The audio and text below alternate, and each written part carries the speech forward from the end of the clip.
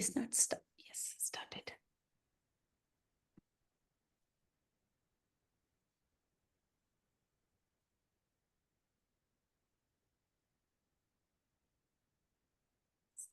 Hello, everyone. Welcome to Global Webinar Series at Global Council for Ayurveda Research.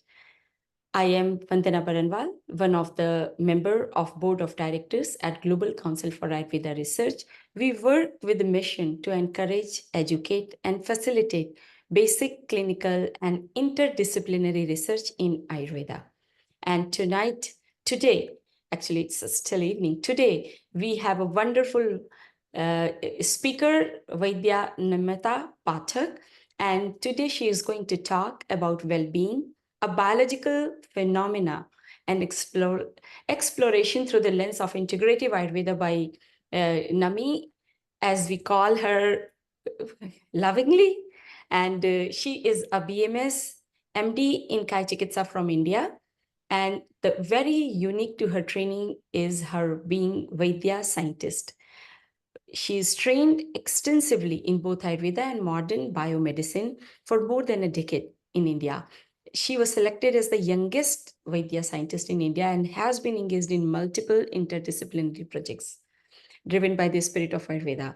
She teaches at leading Ayurveda schools in the United States. She is steered to implement it fundamentals of Ayurveda for integrative health practices. She consults health seekers as well as at her practice at Ayu Care Clinic and Academy in the San Francisco Bay Area. She particularly has extensive interdisciplinary experience in cardiometabolic health, neurodegenerative conditions, Parkinson's disease, and women's health issues. She has designed integrative program for them. She has spoken at several international interdisciplinary conferences, community health initiatives, and government health conclaves in India and the US, including the NIH. She has many international publications to her credit and had been on editorial board of the Journal of Ayurveda Integrative Medicine for a decade.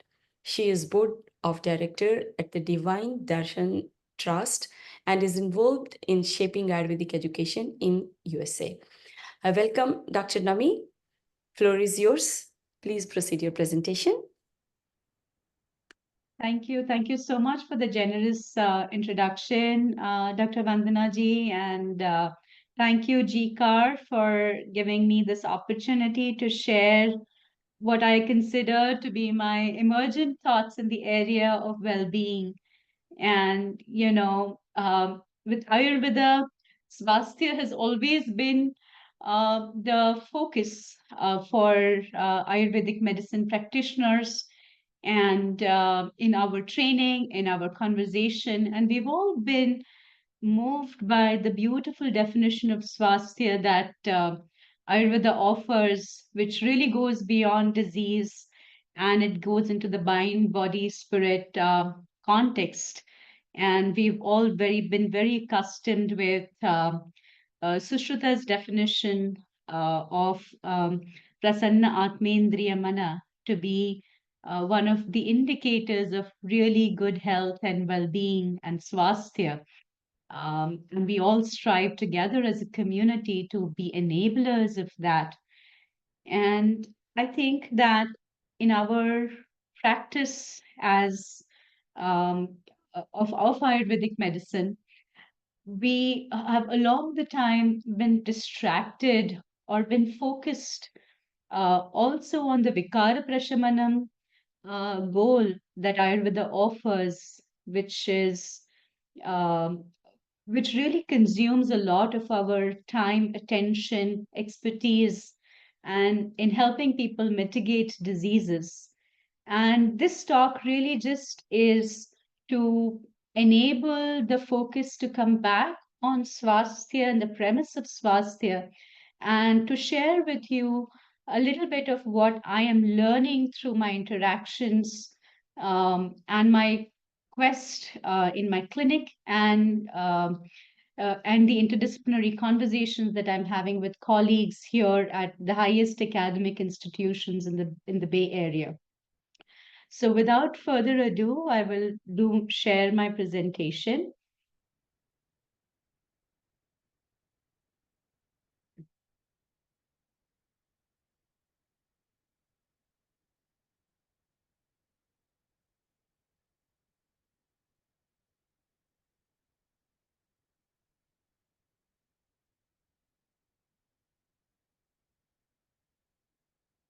I want to acknowledge the presence of one of my students and colleagues, Dr. Bilva, who has been helping me very actively in creating some more foundations for this work in my clinic recently. And I wanted to start off with, this is the title, Well-Being, a Biological Phenomena, and exploring it through the lens of integrative Ayurveda.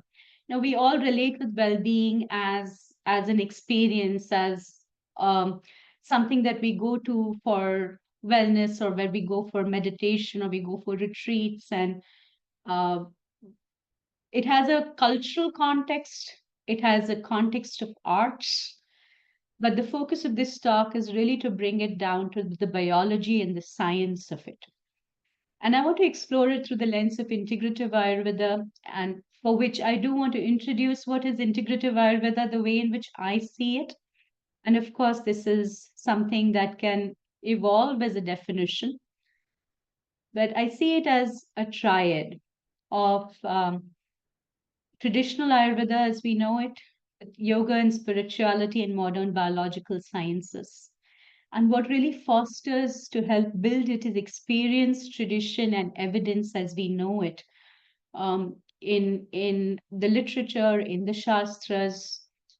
And how do we really pull in all of these elements to build well-being in our world is the quest that I am on.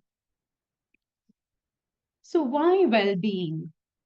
Why, after nearly 2 decades of doing all of this work in really the disease processes and the molecules and the pathways and the mechanisms of actions and pharmacology and clinical pharmacology of Ayurvedic medicinal plants, why is this focus on well-being really coming up? I I feel that um, we currently live within this paradigm where we are like, hey, this is a problem. You have this autoimmune disease, or you have cancer, you have all of this.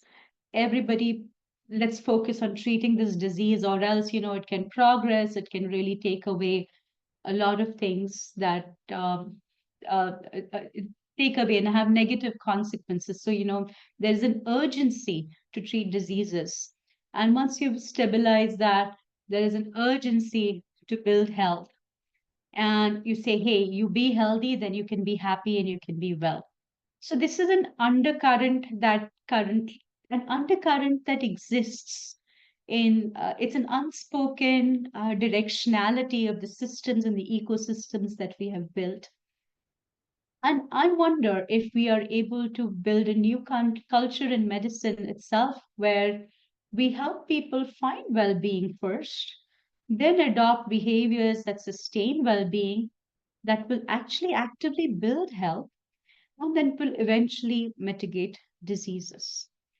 So, finding well being is not the prerogative of someone who is healthy, but finding well being is the prerogative of anybody who is alive and has breath in their system.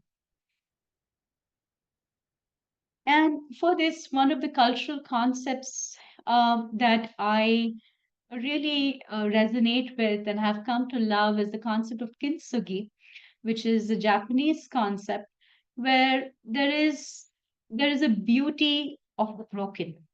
And this is a concept from the arts, it's a concept from the culture.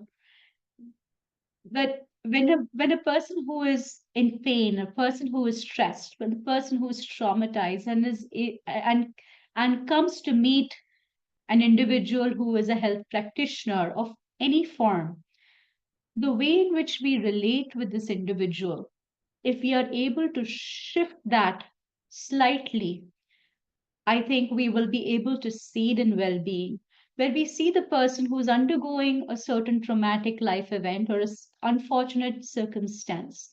And we are able to still see them as whole. And we are able to see them as beautiful and full of potential. That,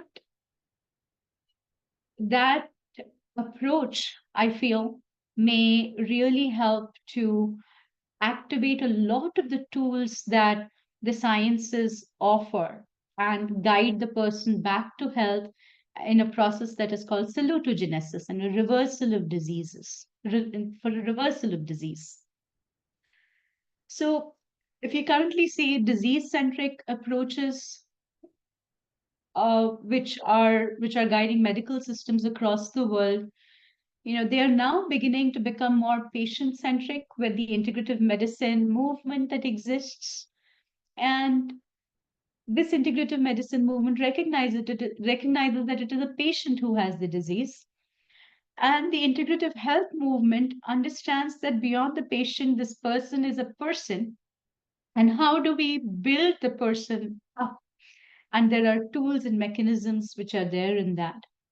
And from integrative health, now the conversation is moving into creating a thriving culture of thriving families, communities, and societies, which are ingrained in the principles of whole health, because it recognizes that an individual cannot be well alone, but an individual is well in the environment in which he or she operates and exists and lives and breathes and gives and takes. So, these processes are currently, these conversations are currently underway.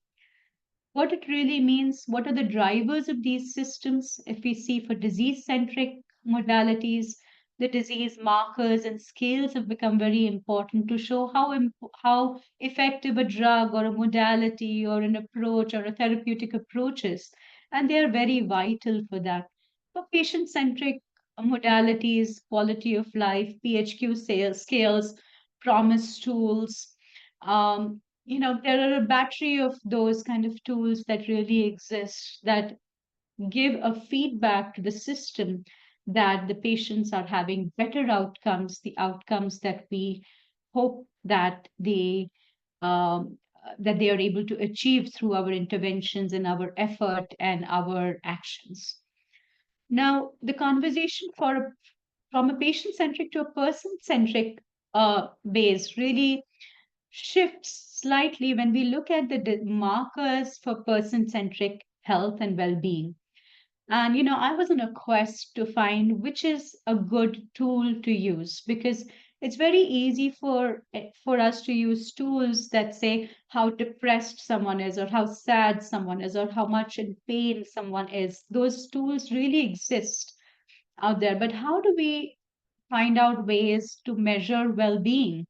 And I was on a quest for that. And that's something that uh, also um, uh, that that's something that Dr. Bilva is also helping me curate and keep as a resource at the clinic. And out of all of the skills that I have studied so far, and I would really like to share the scale of the WHO Well 5 scale, which I've used effectively in the last 2 years in my clinic. And I want to share that with the community to say that that's something that if we are able to converge upon, we will be able to shift the conversation into a positive health, well being building kind of a world. For whole health, the markers are different. They are more about people living their purpose. They are also more about sustainability markers for different ecosystems. And I will not talk about that for now. I will focus more on individual well-being. So well-being is important as an indicator of the human experience, because how well do I feel living in my body? How well do I feel relating with the environment and with the wider world that is a part of my experience that sometimes cannot be shared, but it is the reality. And if that is the reality, if we focus on that, we care about, that we as individuals care about, we will be able to identify multiple tools to create that, um, uh, to, to have more of that. Well-being is also a driver for health, because when I feel comfortable living in my body, I'm able to connect with my body, I'm able to do things and take my rest, do my exercise, seek nourishing food, have calming, beautiful, soothing conversations, allow love to fill me, be able to give and receive, in a very different way. So it's a driver of health.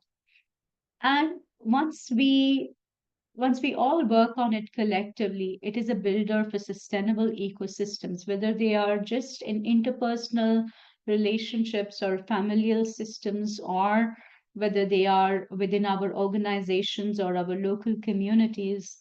It is a signal that goes out. So, how are well being and swasthya related? And this conversation is important because what are we calling as well-being? What is swasthya? These aspects need to be delineated so that we are all talking about the same things. We are all measuring something similar. So well-being as a biological phenomena, Ayurveda has multiple definitions of swasthya. Some are philosophical, some are physiological, some are very functional. And I won't go into the details for this presentation but I would also like to share in the modern context, there are many emergent definitions and assessment tools which really talk about what you need for you to be well. And there's a whole long list of uh, which seems like a checklist of things that are requisite and something that you strive towards to achieve well-being. And that, I think, is a fundamental shift between an Ayurvedic approach and the current Western contextualization of well-being that exists. So I want to actually point to this scale that I've been using at the clinic for the last 2 years. And you can use that QR code to measure your own well-being right now. It's a simple 5-question scale. And what's beautiful about this scale is that it really does not, it really enters into the spiritual domain, the internal functional domain of well-being, and it is not dependent on any externality whatsoever. um, the beauty of this scale, the robustness of this scale is something that I have come to appreciate, because lower scores on this scale are have been repeatedly shown uh, to be related with depression, with anxiety, and all the negative outcomes that we want to have less of in our lives. So, and the history of the scale is also very unique. On the right is the professor Alvin Feinstein, whose work has really attracted me ever since my mentor, Dr. Ashok Vaidya, introduced me to it many years ago. Dr. Alvin Feinstein is a Sterling Professor of Medicine and Epidemiology at Yale, who passed away in 2001. But he was the one who really developed clinometric scales, that many of them that we use currently, and the whole conversation of how the patient experience matters. Professor Feinstein was the founder of that movement, and an activist in that domain. And he created something called as clinical judgment, and all these tools that help a clinician be better. So, uh, with Professor Feinstein, when he was trying to identify scales of well being, these are the questions that he went through from. There was a list 28 questions, and it came down to 5 questions. And then this scale has been repeatedly been validated in multiple different settings.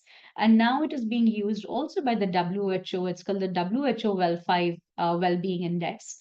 So the there is uh, there is a possibility of all of us to collect information and measures in our clinic and curate them towards this goal.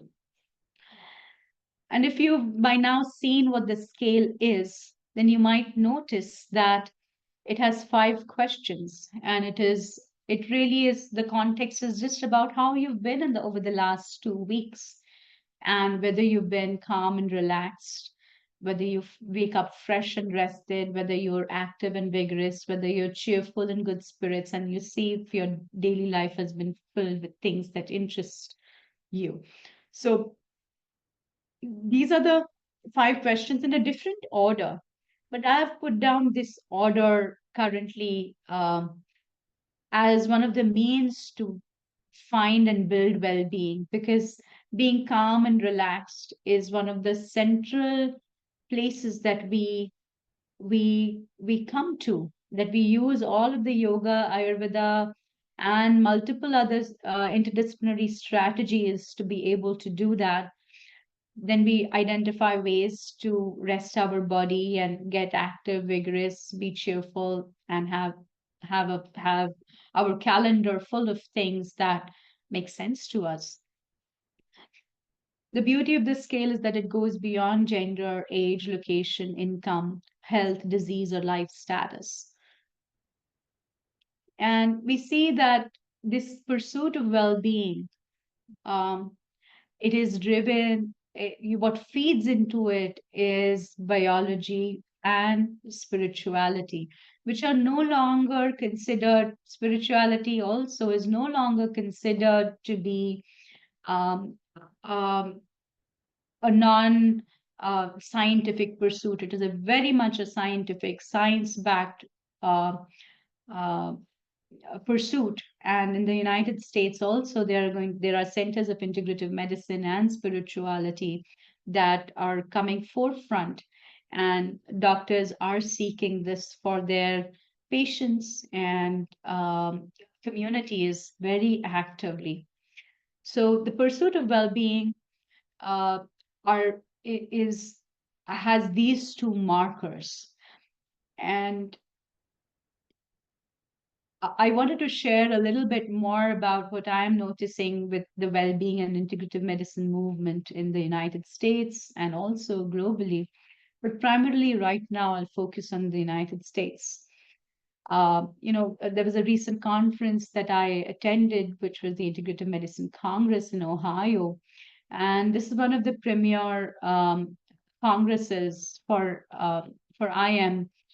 And over there, I did notice this amazing collaborative relationship between the National Centers for Complementary and Integrative Health, the OSHA centers, and the Veterans Administration. And these three bodies are huge engines that are supporting the integrative medicine, health, well-being movement.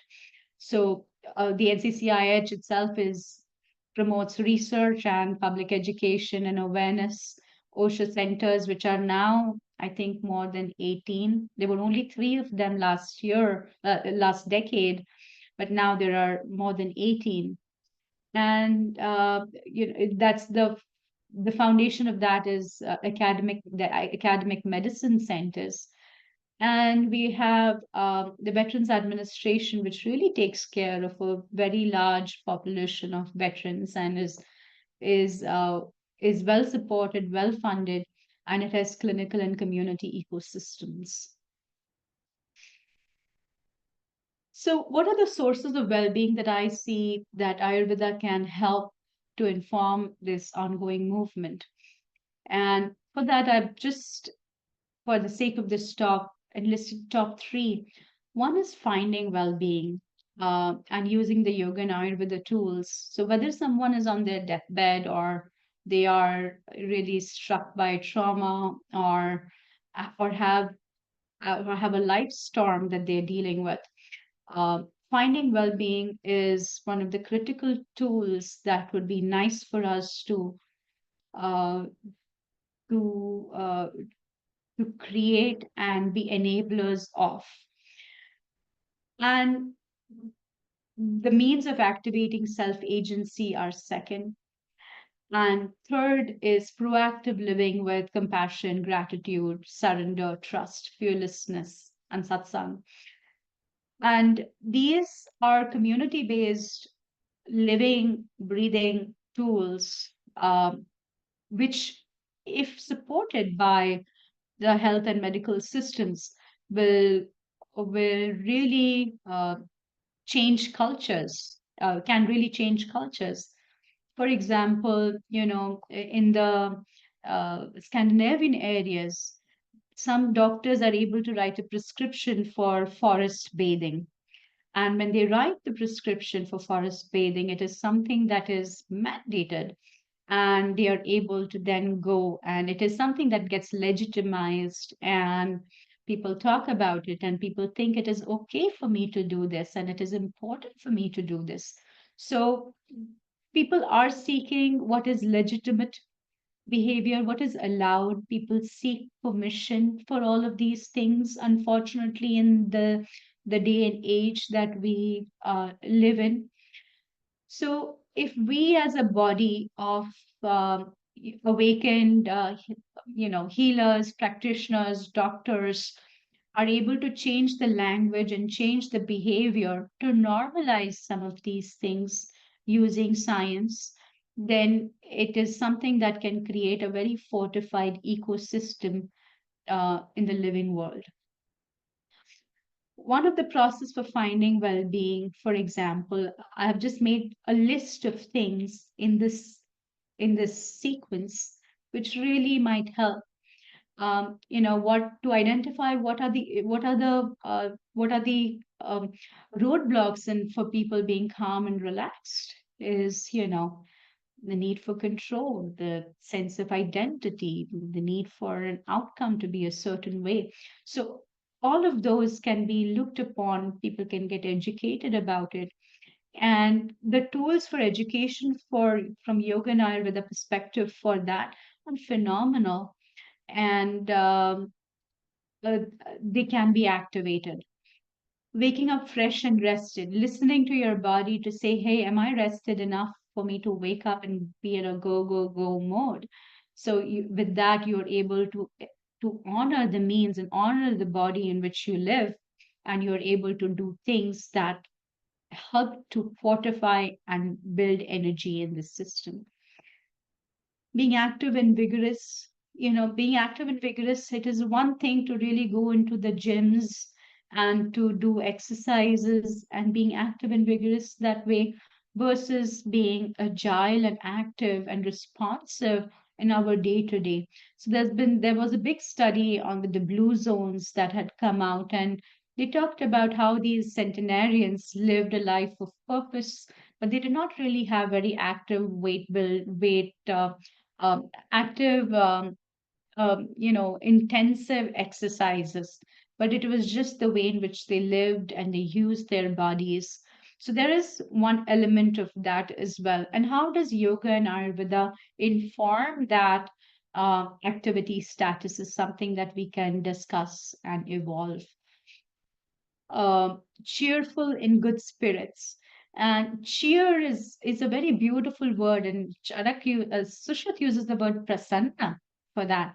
And prasannata is something that is a natural internal fountain, and that internal fountain that comes regardless of the state that you are in. How do we enable that? And that really takes us into the sublime aspects of living and existing, of being in the present, and having access to abundant energy that exists in the world. So that is where cheer comes from. And then we have daily life filled with things that interest me, that is really the purpose, and that is swadharma. And dharma is something that is given to all of us, um, who are born on, and who, it's not about the dharma as the roles or the responsibilities that you have, but the roles and the responsibilities help to enable your Nija Dharma. And what is that Dharma that speaks to you? What helps you really come alive and being in sync with that and seeking it and making that happen and being in that flow state is something that really helps to keep well-being sustained. So I wanted to share a video of how this kind of well-being can to help can help to spread well-being, just like you light a lamp with another lamp. So there is a mathematical equation of a fractal, and I think fractals are very fundamental to this conversation that we are going to have in the future. So I'll share the video of that.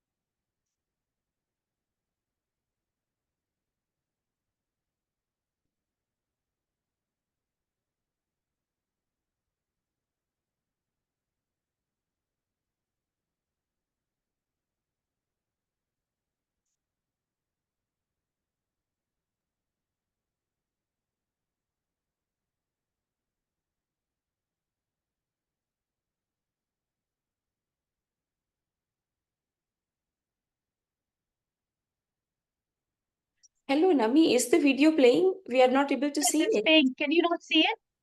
No, we are not seeing.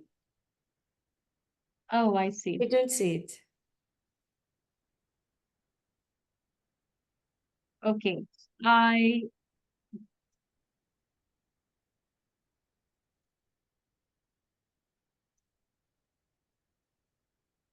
I am sorry. I need to start this from somewhere.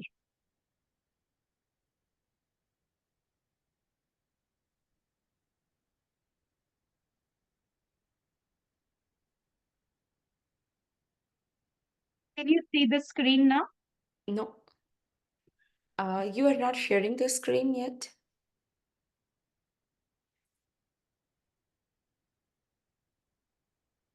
Give me a minute. I'm sorry. Please bear with me. Mhm.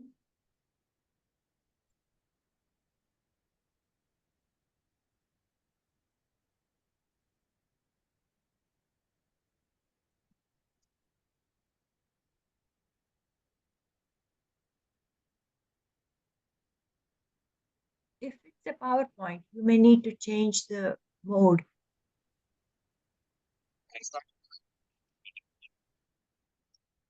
I just give me 1 second. I think it's going to end soon.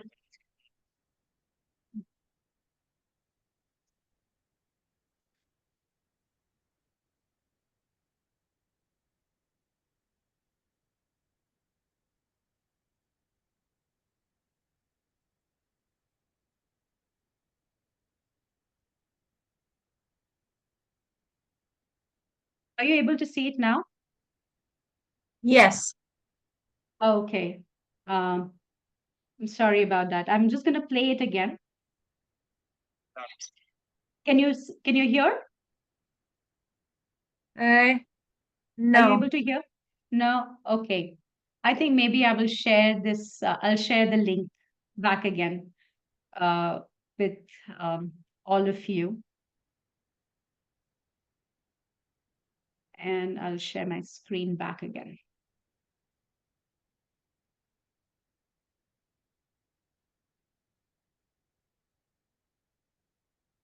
Okay.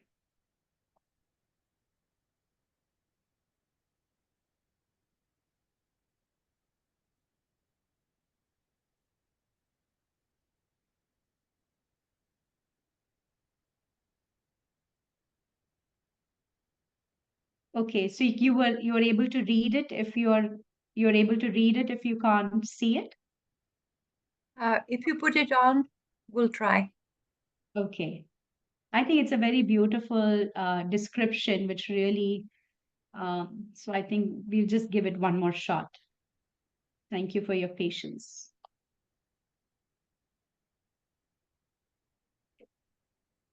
Namyata, if you are Yes, using a PowerPoint, you may want to get out of the slideshow and then click on the link. That may work. I see. Okay, let me maybe do that.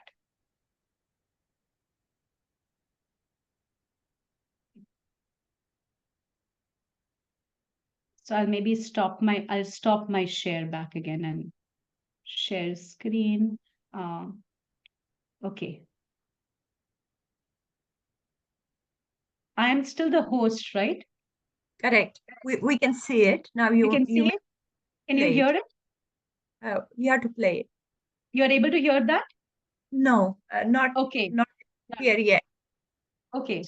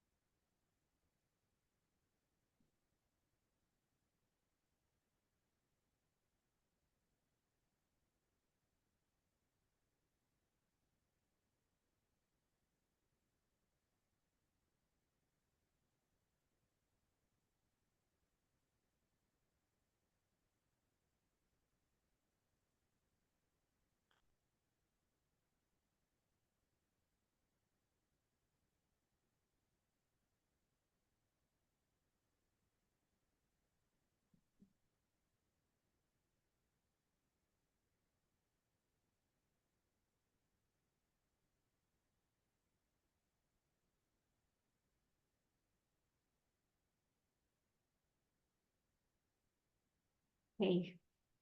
So beautiful. Yes. They're fascinating. Aren't they fascinating? Yeah.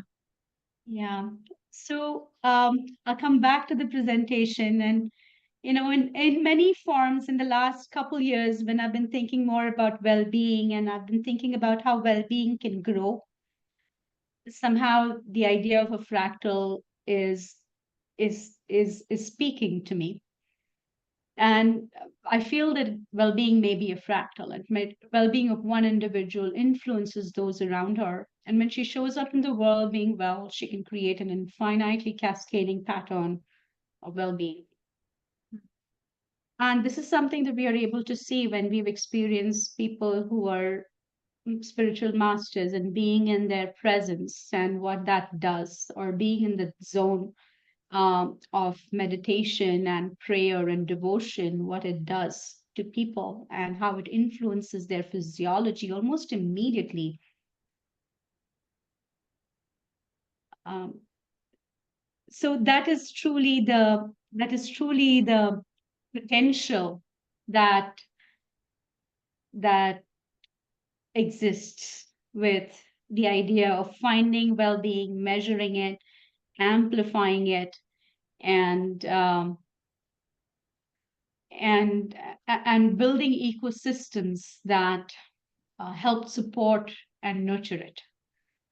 So with that, that brings me to the end of my talk that I've prepared for today, and I'm open for comments, questions, and ideations together with all of you.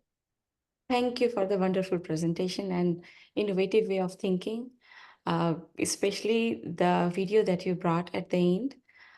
Makes me think of Ayurveda as teaching us Yat Pinde Tat Brahmande and interconnectedness of everything and health of well-being, the swastha of everything, so integrally connected and always in action, creating. So wonderful presentation, Nami. Thank you so much. Session is open for questions if you have any. And actually, I will go back to, I don't see any questions, so I will begin with my question, Nami. In the meantime, guys, you can think of your question and write down it in the text or raise your hand. I have my questions where I go to your first slide. What is integrative Ayurveda? And you said that yoga, spirituality, and Ayurveda.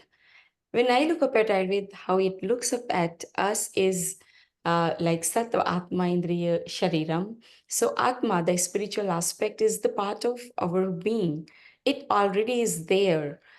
And Ayurveda takes its teachings from six schools like Darshan, not the schools, how we translate, we say school, but the Darshan. Yoga is one of them. So what makes you think that is spirituality you want to add as the integrative aspect, and why it is not already there and others?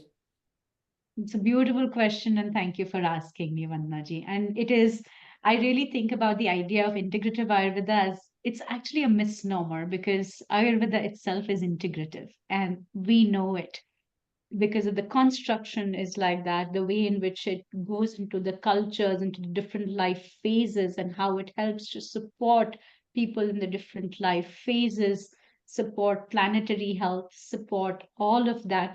Ayurveda itself is a universe that we know of. And, Atma is central to Ayurvedic medicine and the idea, and it exists in the literature. However, I feel, and this is my perception from the 20 years that I have seen in India and the practice of medicine in the United States as well, really has become a lot of body mind medicine. In India, it's more body disease focused practice of Ayurveda that currently exists. And from the professional ecosystem, and within in what we are teaching and propagating vis Ayurvedic medicine over here when teaching about the doshas and the dhatus and all of that, it is really focused in the body mind domain in terms of swasthya assessments. We are doing a lot of Vikriti management. We are doing a lot of Prakriti focus also in the United States, which is very good, which is different from what's happening currently in India. But this aspect of swastha, which is really the mind spirit aspect, that is something that has not been there in the popular understanding of Ayurvedic medicine currently. And that's something, the Charak Sharir Sthan, the first adhyaya, is something that we need to unpack and really talk about how Ayurveda and yoga are truly connected. And the darshana parts are also very important because the multiple philosophical traditions which exist in India, with completely diverse thought processes, they all feed into the Ayurvedic construct. And we have the Shad Darshans, so we have the darshans which are astic, and we have the darshans which are nastic, which believe in divinity, which do not believe in divinity, and all of them feed into the Ayurvedic system. And that's something that you and I know about, but contemporary implementation does not talk about that. So it is something. This is my attempt to bring it to the forefront and share it in that light back again. So thank you for your answer. And yes, the contemporary, in the modern practice, what we call modern practice, like current medical practices, focus is more on the body. We understand from Ayurvedic perspective as being reductionist, thinking of just the symptom and the system related to it, or the organ, That's right. not even the system. So people here in practice, medical fraternity in practice, are not inclusive of spirituality, and that's why you have included it. I understand that. Then my question comes, why not sensorial aspect? The Indriya aspect should also be added when you are adding Atma aspect, because this also we don't see. Here we talk about emotional, psychological, even when we are talking about well-being, the focus is more on emotional, mental, psychological health, how you feel. You were also explaining that. What do you think about in being including Indriya aspect, sensorial health? So that definitely is a part of Ayurveda, of traditional Ayurveda practices as well. That's something that Ayurveda talks about what the Indriyas, and Indriyas being sense organs, being information seekers, like, hey, I'm feeling hot, I'm feeling cold, and I need to regulate in this way. Or overusing, and how do we misuse indriyas because we want to feel a certain way, so we get distracted from our purpose and we start getting indulgent into certain practices because we want to taste something, we want to see something, we want to listen to something, and we want to indulge the senses, and how that becomes a source of imbalance when it is not driven by a deeper understanding of swasthya. So it becomes like palliative. Uh, oh, I did this now. Okay, I'm so exhausted, and now I want to, get a massage, and I will want to do that. And, so it's very different versus the same massage when you're using it to build your health. And when you're doing it for the sehana aspect, when you're doing it for internal regulation, because you feel that your body needs that, it is the same tool or intervention becomes either disease producing or disease reductive, depending on the context in which it really arises. So that context, I feel, is a context which is driven by the dharma of the individual, which is related by the continued swasthya of the person, and his understanding of what is that vidya, his understanding of what is that he is seeking, why is he or she seeking that. That clarity is something that can change the conversation. Otherwise what happens is that there is so much of self care that people do it, but what is real self care? There's so many things that you can do. You can get a you get into a massage, or you go and you get a manicure, or you get a pedicure, or you're going to go and do this exercise, and you need to do this for that, like, it is something that has been legitimized. But all of these things, they become, from a longer term perspective, um, uh, they become uh, medicine or cause of disease, depending on the context.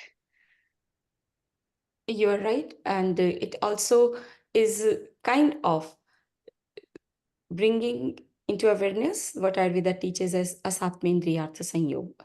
That's right. The Pragyaparad is the source of it. And Yeah, Parag. for yoga, the other part is Sthita Pragya. And what is Sthita Pragya? And what are the methods of Sthita Pragya? And that's where the real yoga begins. It's not yogasan, but the real yoga is the Sthita Pragya. And what is that Sthita Pragya definition? What a person who is Sthita Pragya, how does he live and move and interact and show up in the world? So that's the part of deeper aspects of yoga as well.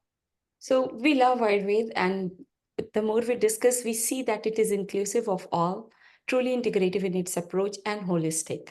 It is Absolutely. complete science. It has not left any aspect, as we are talking spirituality, sensorial health, and everything where we go after death and from where we come and why we come, everything has been explained. It is complete. But how we prove it through science, when you are talking about spiritual well-being or the well-being of our senses and sensory organs, we don't have much time, but still we have time to hear your opinion. What are the modern parameters, or what are the tools that we can use to measure these? So, first of all, I feel that we need to get out of the proving mode. So we How need do to we save convince ourselves. the scientific fraternity? The scientific science, what is science and what is spirituality? And the boundaries are merging now as we speak. And consciousness based, well-being driven ecosystems, people are all talking about it, people know it, people have experienced it, they are very the conversation is at a very different level now. So I feel that if the Ayurvedic fraternity really disembarks from this aspect of trying to prove anything to anybody and start living it and being and showing up in that way, like the way we spoke the other day, about when we are showing up in the world driven by our inner purpose and our agenda, people are able to see it and they're able to experience it. And their experience is something that we measure. And I would really highly recommend using this particular scale to start off with, which I've shared I've spent quite a lot of time looking for a good scale, and I'm coming here to share that on this platform. Those are the measures that we do. And then what are the interventions? We say that, hey, this is your well being. You come here and you come to me 2 weeks from now or 3 weeks from now. Let's see how well have we been able to build well being in your system.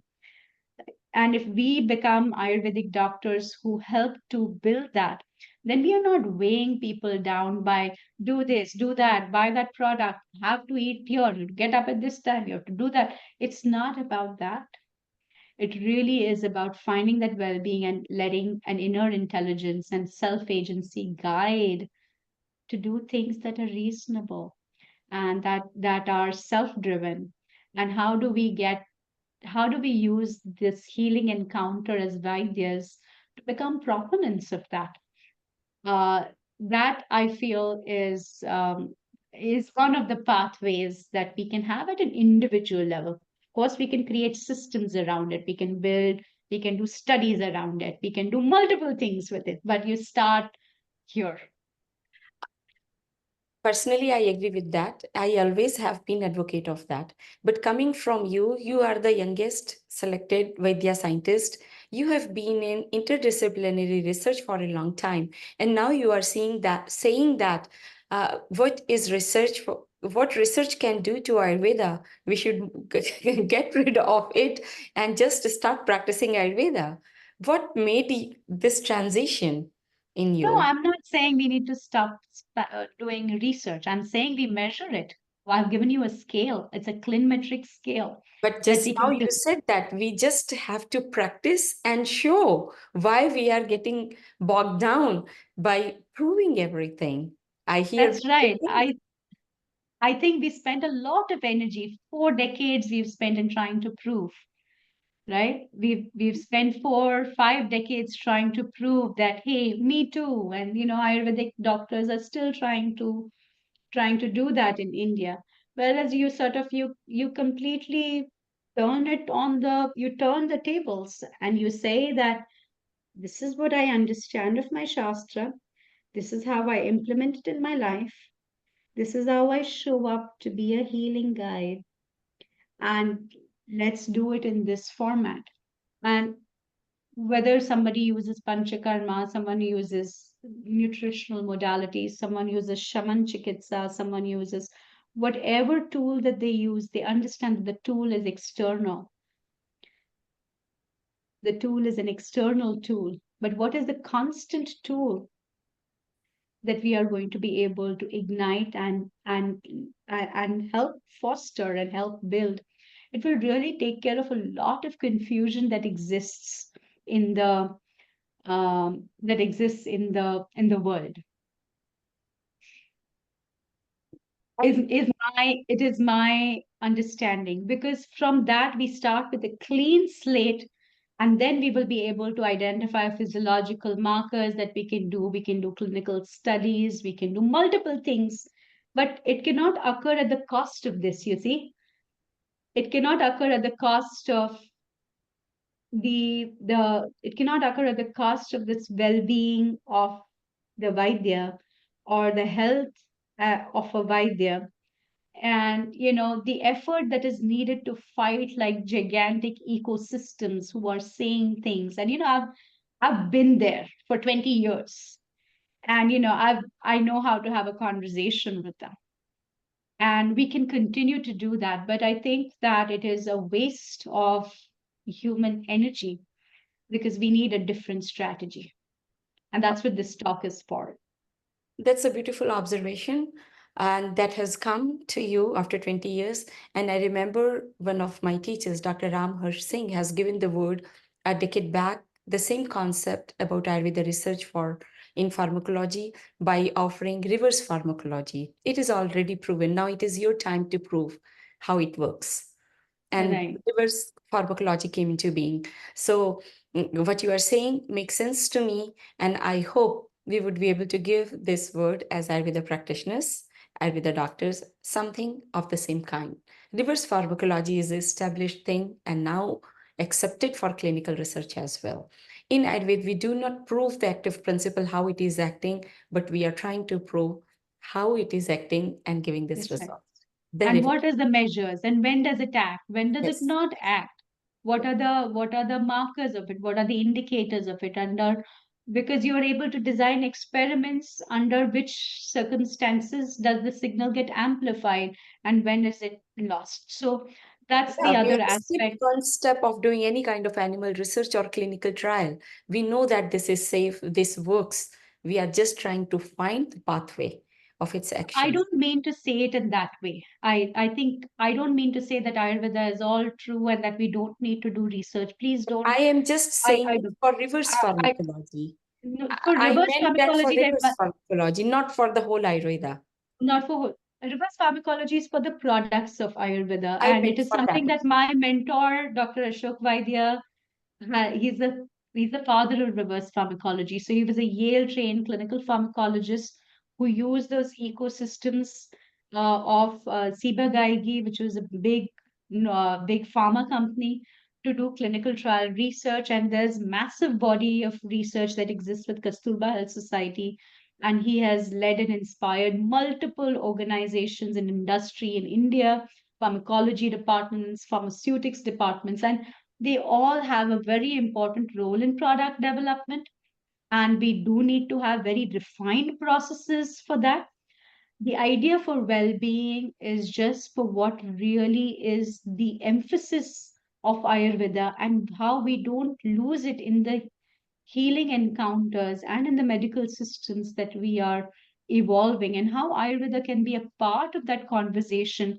The products will follow, the practices will follow, the nutritional guidelines will follow, and all of them are very important processes of science that we need to be a part of, and uh, we need to acknowledge. I don't mean to say that we don't do any research. I think it is extremely crucial that we do research, but what kind of research, and why we are doing the research, and how not to forget the principles of Ayurveda when we are doing the research, because we are not getting lost in the molecules.